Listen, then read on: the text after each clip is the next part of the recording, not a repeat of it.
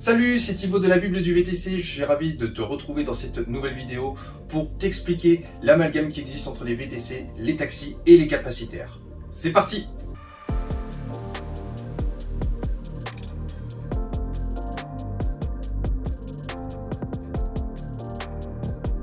Il y a un amalgame important dans le secteur du transport de personnes avec les VTC, les Uber, les taxis et les capacitaires. Pour beaucoup, notamment pour le public, il n'y a pas de réelle différence, mais bien sûr ces notions sont tout à fait distinctes et c'est ce que l'on va voir dans cette vidéo aujourd'hui.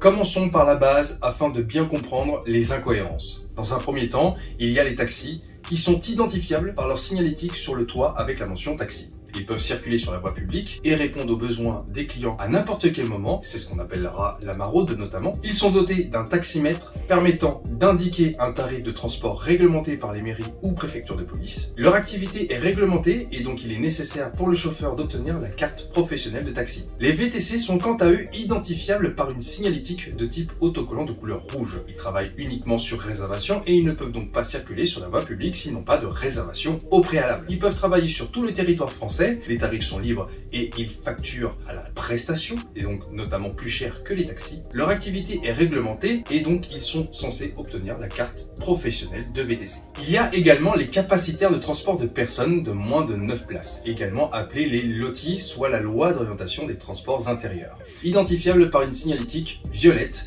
ils peuvent travailler sur tout le territoire français. Leurs tarifs sont libres et ils facturent à la place, un peu à l'image des transports en commun, et donc sont censés facturer moins cher que les taxis.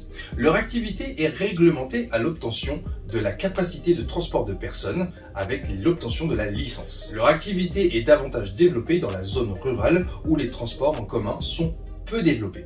Cependant, l'arrivée des plateformes numériques a chamboulé l'écosystème de ces trois métiers. Voyons en détail leurs fonctions. Les plateformes numériques travaillent en mettant en relation les clients et les chauffeurs VTC. Ils proposent la réservation, le transport immédiat, ainsi que les tarifs libres défiant toute concurrence, et ils prennent une commission en pourcentage sur la facture de la course. Ils peuvent aussi exercer leur activité sur tout le territoire français et même au-delà. Et enfin, ils sous-traitent avec le chauffeur VTC pouvant répondre à la demande du client. C'est donc là que nous voyons des incohérences.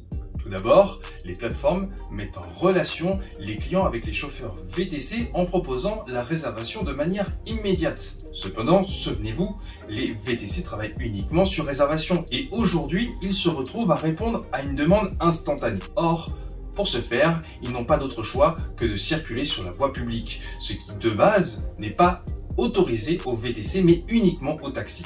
Il s'agit là de la maraude électronique. Ensuite, les plateformes proposent aujourd'hui des tarifs libres, défiant toute concurrence. Les VTC étant autrefois un service haut de gamme, ils se retrouvent, en plus de faire de la maraude, à proposer une prestation parfois moins chère que les taxis. Ainsi, pour répondre à la demande, et ceci le plus rapidement possible, les plateformes numériques utilisent l'activité de VTC pour effectuer le travail d'un taxi. Comme cette demande est forte, la seule activité de VTC est devenue insuffisante. Les plateformes se sont donc tournées vers les capacitaires, un moyen simplifié d'accroître l'offre. En effet, rappelons que pour les capacitaires, seul le gérant se doit d'être titulaire de la capacité de transport de personnes.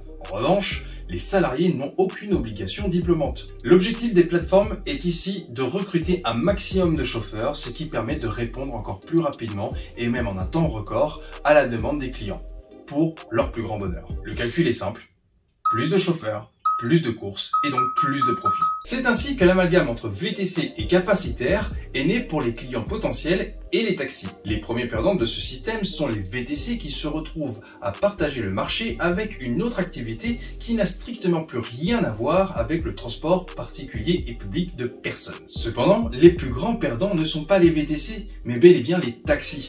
Ils se retrouvent aujourd'hui à partager le marché avec deux autres métiers proposant donc la maraude électronique et les prix plus bas. Les conséquences en images, grève jour après jour, un Far West où il n'y avait plus de respect, ça devenait du grand n'importe quoi. Le gouvernement a dû intervenir en proposant la loi Grand-Guillaume en 2017. Celle-ci a pour but de réguler le secteur du transport en interdisant notamment les capacitaires de travailler dans les agglomérations de plus de 100 000 habitants. On parle potentiellement de plus de 10 000 chauffeurs en France devant passer la carte VTC au risque de perdre leur emploi. En conclusion, grâce à la loi Grand-Guillaume, la crise entre les taxis et les VTC a été partiellement réglée. Cependant, un autre problème subsiste, celui de la maraude électronique des VTC en provenance des plateformes. Pour le moment, malheureusement, aucune solution n'a été trouvée. Voilà, cette vidéo est à présent terminée. J'espère que tu y vois plus clair entre les différentes professions de taxi, VTC et capacitaire. On se retrouve bientôt pour une nouvelle vidéo dans laquelle je vais répondre à une question que tu te poses forcément. L'activité de VTC est-elle toujours rentable? À la prochaine. Si tu as aimé cette vidéo, n'hésite pas à t'abonner en cliquant sur la petite cloche en bas de ton écran. Sache que nous avons un organisme de formation qui est BVTC Academy. Dans le descriptif, tu peux la trouver. Elle va t'accompagner pour ta formation VTC théorique et pratique et même t'accompagner sur la création d'entreprise et la comptabilité.